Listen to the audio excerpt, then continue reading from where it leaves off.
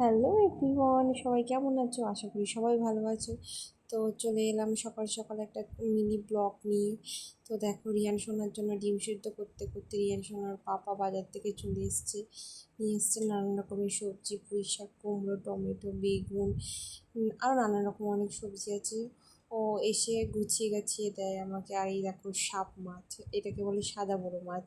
অনেকে হয়তো বলবে তোমরা সাপ খাচ্ছ বা সাপ মাছ। তো না, এই মাছটা খুবই টেস্টি হয় আর গায়ে রক্ত হয় খেলে, যাদের রক্ত কম তারা এটা খেতে পারো।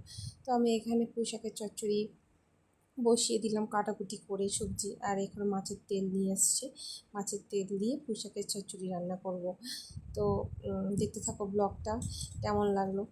আর এই দেখো, চচ্চড়িটা প্রায় রান্নার শেষ মুখে।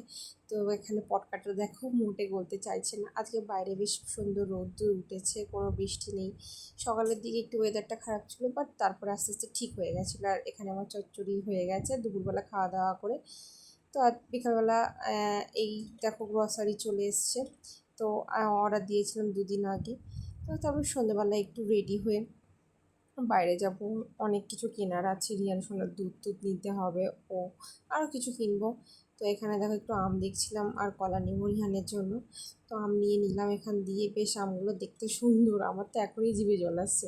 তারপর এখান থেকে কিছু কসমেটিক্স নিয়ে নিলাম। এই আমি ওশিয়া ফেস ওয়াশগুলো ইউজ করি, এই ফেস ওয়াশটা খুবই সুন্দর। তো এখান দিয়ে এই ফেস ওয়াশটা নিয়ে নিলাম, আরও টুকটাক কিছু জিনিস নিয়ে নিলাম। তো নেওয়ার পর বাড়িতে চলে এসেছিলাম। এসে এই দেখো, এই স্যারালাক্স, এই ন্যানগ্রো দুধ, এই কিডস প্রো, এগুলো খাওয়াই রিয়ানকে। আর ওর জন্য কলা নিয়েছিলাম, একটু পপকর্ন নিয়েছিলাম, বিস্কুট হ্যাঁ দাদা নিয়ে নিয়েছিলাম। তো নেওয়ার পরে এদিকে দেখো দুজনের কি কাণ্ড। চানা নিয়ে এসছে দুজনে মিলে আমি একবার খাবো, ও একবার খাবো, এরকম একটা ব্যাপার। চলো টাটা, আমি ব্লগ